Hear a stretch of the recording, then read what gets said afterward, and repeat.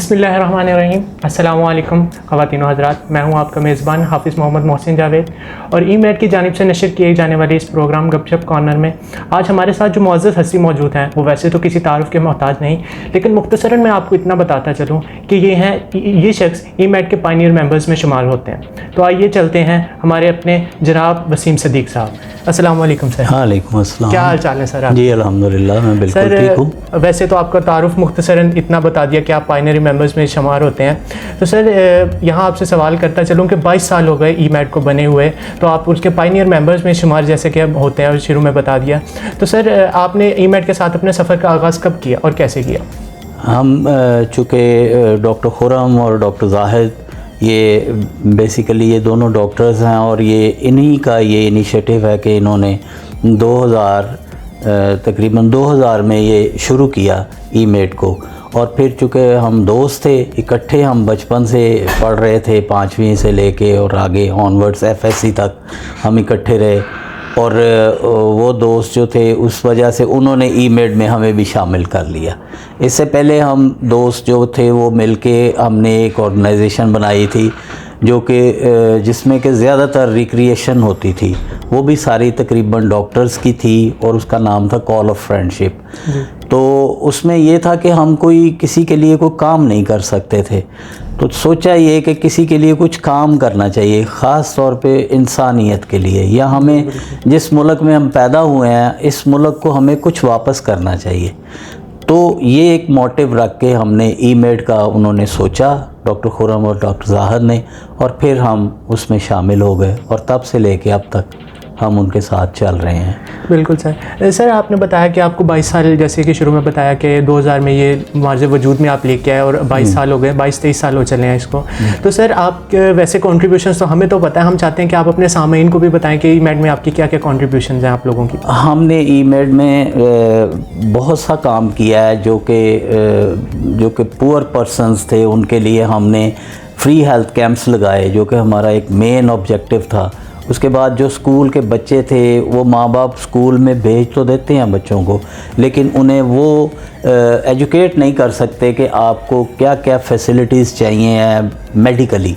तो वो चूँकि दोस्त ये सारे जो थे ये इसी प्रोफेशन में थे, तो हमने स्कूल हेल्थ सिस्टम एक प्रोग्राम शुरू किया जिसमें हम स्कूल के बच्चों को जाके अवेयरनेस देते थे और उनकी टीचर्स को ट्रेंड करते थे कि वो उन बच्चों को अगर कोई एमरजेंसी हो जाए तो उन्हें कोई ज़रूरत ना पेश आए कि वो किसी डॉक्टर के पास भागें, खुद उन्हें ट्रीट कर लें। बहुत अच्छी सोच थी सर आपकी। स्कूल से याद आया, ईमेड की बातें तो साथ साथ चलती रहेंगी। तो सर आपकी स्टूडेंट लाइफ कैसी थी?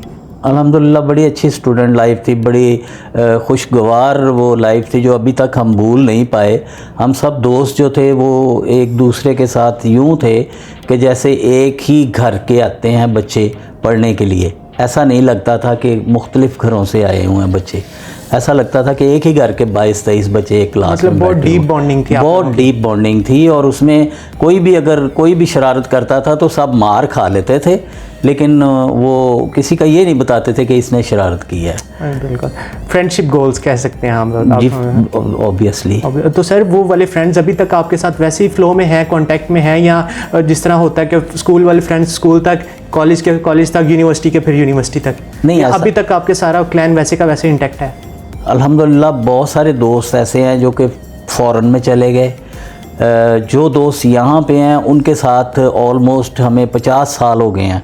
हमारा एक दूसरे के साथ ऐसा ताल्लुक़ है कि जो अभी तक हमारा चल रहा है और अल्हम्दुलिल्लाह उसमें कोई फ़र्क नहीं आया।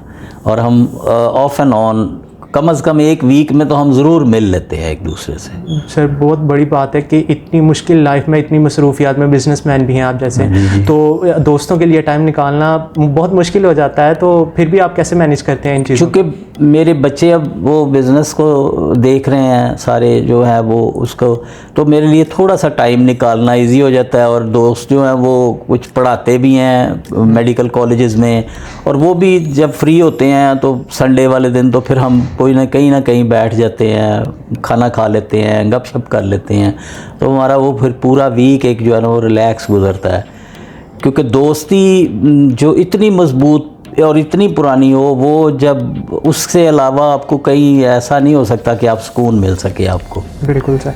सर जैसे कि लालपुर फैसलाबाद जो अब जाना जाता है, वहाँ ज़्यादातर बिजनेसमैन ही होते हैं। आप भी एक बिजनेसमैन फैमिली से बिलोंग करते हैं, तो आपने खुद भी बिज़नेस ही मतलब अडॉप्ट किया, तो आपकी खुद की ख्वाहिश थी बिज़नेस अडॉप्ट करना, आप या फिर घर वालों की वजह से आप बिज़नेस में आए?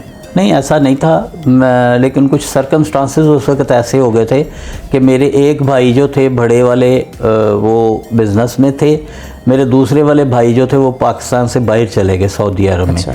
अब मैं तीसरे नंबर पे था, तो जो कि जिसने एफएससी की, तो मैंने अपने वालिद साहब से कहा कि मुझे एक चांस और ले लेने दें ताकि मैं मेडिकल कॉलेज में जा सकूं दोस्तों के साथ। तो उन्होंने कहा कि अगर आप वो चांस लेते हो तो हमारा सारा जो बिज़नेस सेटअप है वो ख़राब हो जाता है। तो फिर मुझे वो कुर्बानी देनी पड़ी, अपनी पढ़ाई की, और मैं इस तरफ आ गया। तो लेकिन सर फिर भी माशाल्लाह कि आप बहुत मतलब रिनाउंड बिजनेसमैन है फैसलाबाद के। तो सर जिस तरह आप अपने पेरेंट्स की ख्वाहिश के मुताबिक बिज़नेस में आए हैं, तो क्या आपके बच्चे भी इसी तरह, जिस तरह आपने शुरू में एडप्ट किया कि मेरे बेटे भी बिज़नेस में आए, तो वो भी आपके इंटरेस्ट के साथ ही बिज़नेस में आए हैं? मैं इस तरह से आया कि मैंने वो जो एक मेरी कमी रह गई थी कि मैं पढ़ना चाहता था, तो मुझे मजबूरन बिज़नेस में आना पड़ा।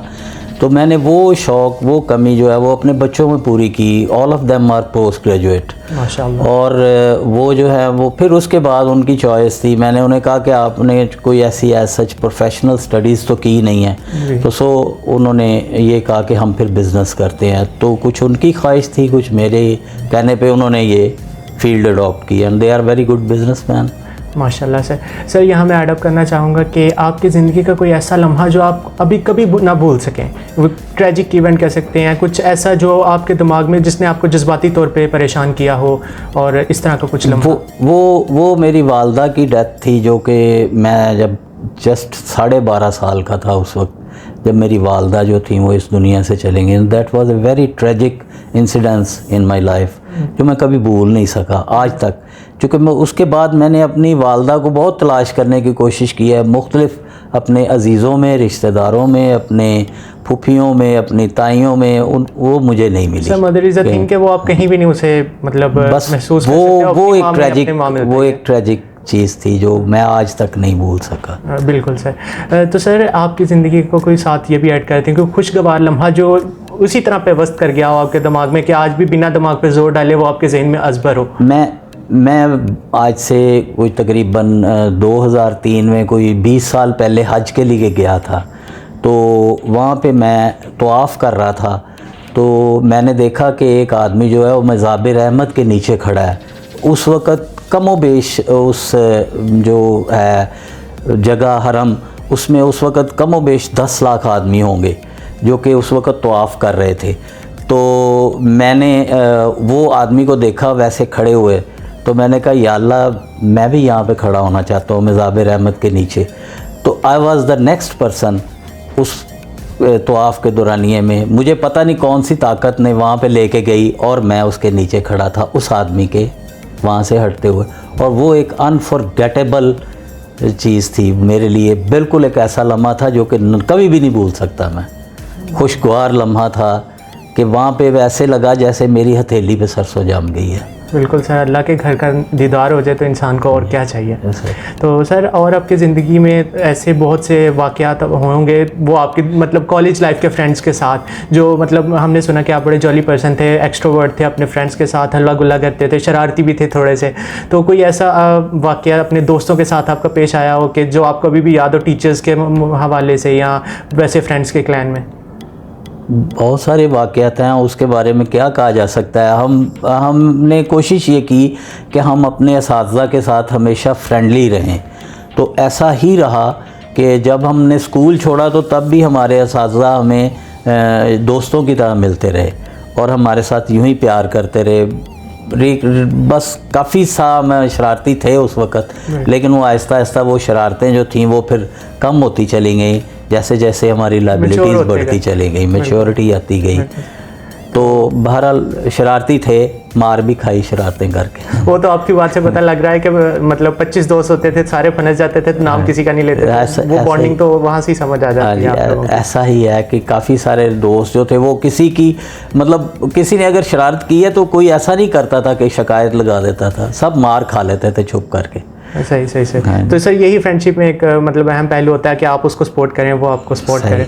तो सर ईमेड के जो जितने भी मेंबर्स हैं वो सारे आपके जानने वाले हैं, आपके कॉलेज फ्रेंड्स हैं, आपने शुरू से बताया। तो उनमें से कैसे मतलब सबसे अच्छी बॉन्डिंग आपकी किसके साथ है? सबसे अच्छी बॉन्डिंग मेरी डॉक्टर खुर्रम सुहेल के साथ है और डॉक्टर जाहिद के साथ है, क्योंकि ये दोनों ही ऐसे बंदे हैं जो मेरे बचपन से क्लास फेलो थे। तो हम इकट्ठे पढ़ते रहे हैं, फिर उनके बाद उसके हमारी फैमिली टर्म्स थे एक दूसरे के साथ। तो वो सबसे ज़्यादा हमारे, चूँकि ये दोनों ऐसे दोस्त हैं जो किसी के लिए तो मुझे नहीं पता, लेकिन मेरे लिए आज तक वो खड़े हो गए हर जगह पे मेरे लिए। मैं उनकी कभी वो जो है उस चीज़ को नहीं भूल सकता। सर मैं यहाँ एक क्वेश्चन ऐड अप करना चाहूँगा कि ईमेड को अगले 10-20 साल में आप कहाँ देख रहे हैं? जो कुछ ईमेड ने किया है, जब अब इसका रिवार्ड का टाइम आ रहा है जी। और मैं ये समझता हूँ कि अगर हमारी यंग जनरेशन इसको फॉलो कर ले तो ईमेड को अगले 10 साल बाद पाकिस्तान की सबसे बड़ी NGO देख रहा हूँ मैं। माशाल्लाह सर, इंशाल्लाह अल्लाह करेगा और ऐसा ही होगा। तो सर हमने एक फाउंडेशन डे हुआ था तो उस पर आपको गुनगुनाते सुना था, मतलब आपकी आवाज़ भी बड़ी सुरीली थी। तो आप अपने सामीन के लिए और हमारे लिए कुछ गुनगुनाना चाहेंगे? अब तो बहरहाल अब तो इतना मुश्किल है वो। बहरहाल अगर आपको कंफर्टेबल लगे तो 1-2 लाइन्स हमारे लिए।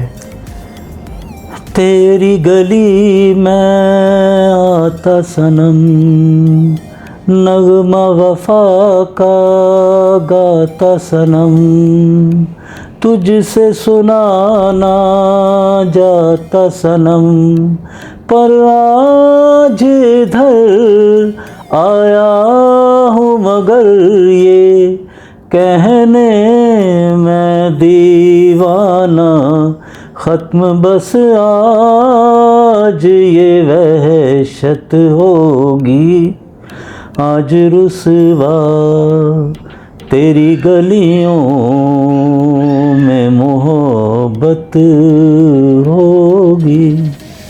माशाल्लाह आपकी आवाज़ बहुत सुरीली है, मतलब मैं तो उसी के अंदर ना खो गया था थोड़ी देर के लिए। तो सर बहुत आप जो ईमेड के पायनियर मेंबर्स हैं उनके बारे में कुछ कहना चाहेंगे, उनको कोई पैगाम देना चाहेंगे?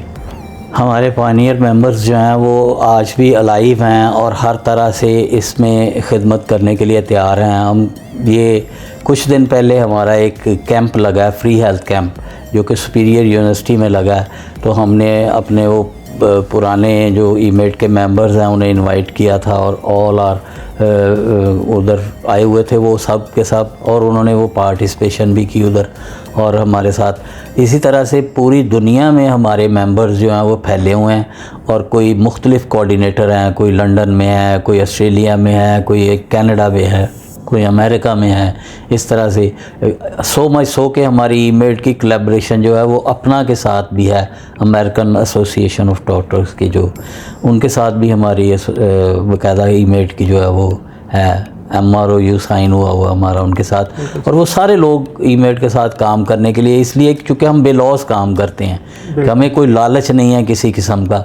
और मैं कम से कम अपनी जो यंग जनरेशन है उसे ज़रूर कहूँगा, जो आने वाले डॉक्टर्स हैं, कि ये एक ऐसा प्लेटफॉर्म है जिससे आप अपने प्रोफेशन के साथ साथ इंसानियत की खिदमत भी कर सकते हैं और अपने मुल्क की खिदमत भी कर सकते हैं। बिल्कुल सर ये बहुत अच्छा है, आप लोगों का एक लॉजिक था कि आपने एक नई प्रोग्राम, नया इनिशिएटिव शुरू किया।